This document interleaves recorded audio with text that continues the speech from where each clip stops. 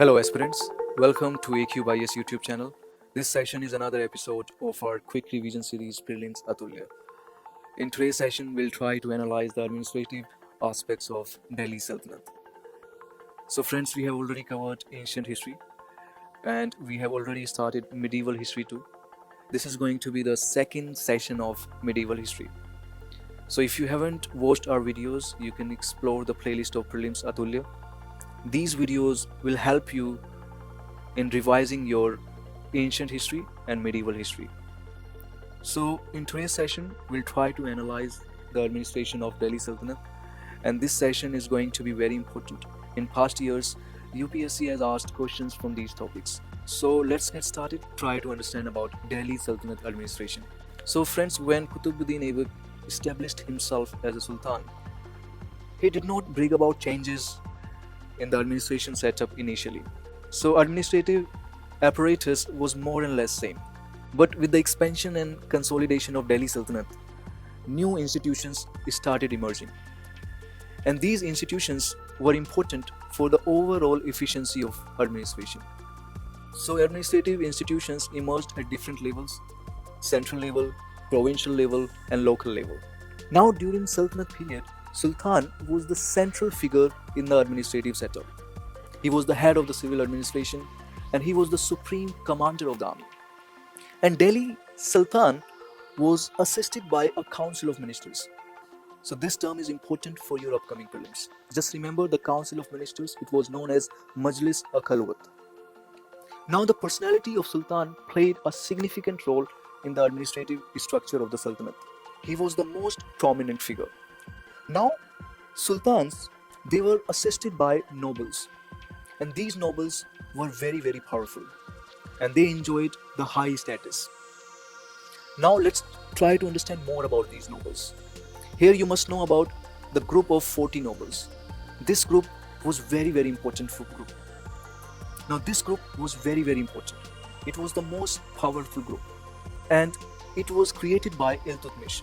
Just remember, this point is very, very important.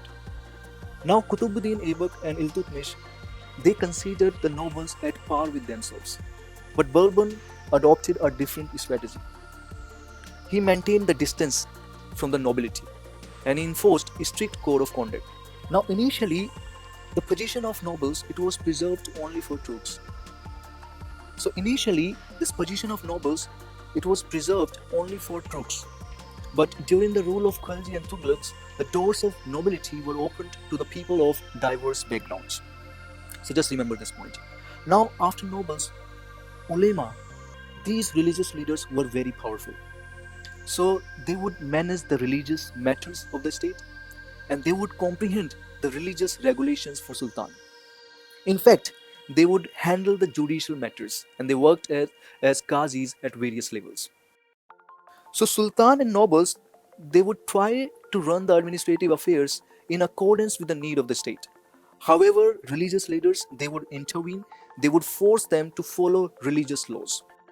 So there used to be, conflict all the time. Now, let's try to know about some important departments. So we have understood that Sultan was the central figure, he was very powerful, and there were some central institutions. The central administration, there were some important departments. And one of the most important departments was Wizrat.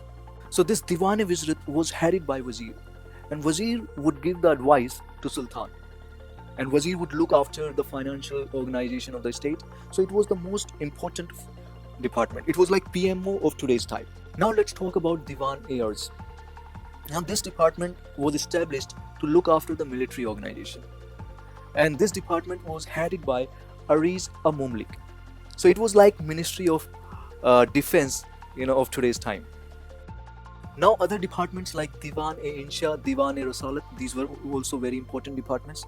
Diwan-e-Insha, it would maintain the communication between central and other regions of the empire.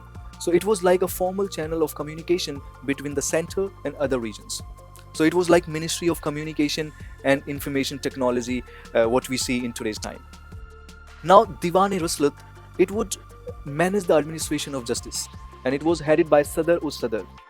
And this Sadr-us-Sadr was also Qazi-a-Mumalik. So Qazi Abu Malik was the highest religious officer. So you must know this thing that Sultan was the highest court of appeal in both civil and criminal matters. And after Sultan, it was Qazi Abu Malik. He was the most powerful person while dealing with religious matters. Now I have provided the details of some other departments.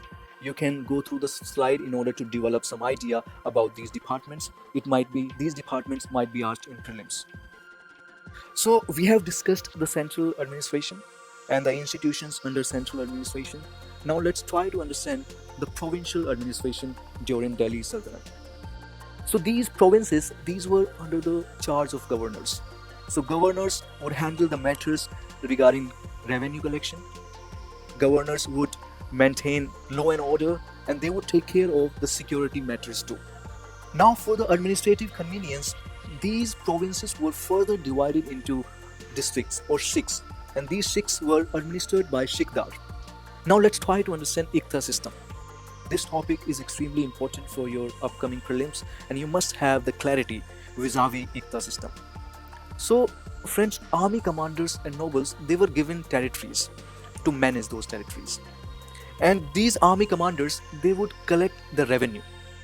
So these territories were assigned to them, and these territories were known as Iqtas.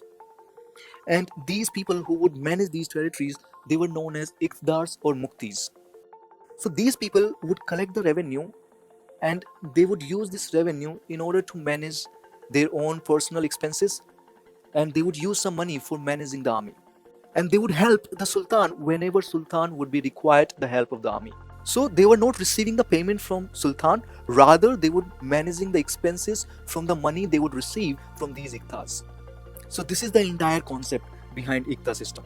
Now we'll try to understand the market reforms of Alauddin Khilji.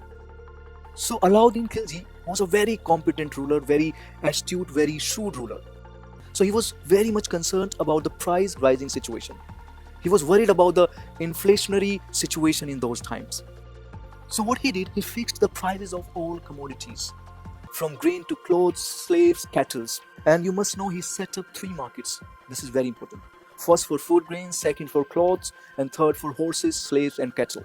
So granaries were set up in Delhi and Chain, which is in Rajasthan, during Alauddin Khilji. This is another very, very important point. An officer, Shahina, was in charge of the market to see that no one violates the royal orders. And in those times, during the rule of Alauddin Khilji, there used to be intelligence officers, and these intelligence officers were known as Barids.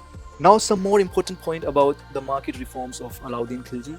Actually, he put an end to this middleman concept, because middlemen, they were becoming very powerful, so he did away with intermediaries. And after the death of Alauddin Khilji, these market reforms had got perished. So I have provided the details in this PPT, so you can go through the slides, and if it is possible, you can create your own notes. This session is very, very important, and the points that we have discussed, these are very important for your upcoming prelims. So if you have liked our initiative, you can subscribe our YouTube channel for more such videos, and you can follow our social media platforms for daily current affairs content. And if you have any suggestions, you can mention in the comment section. Thank you. I'll see you in the next session soon. Bye-bye.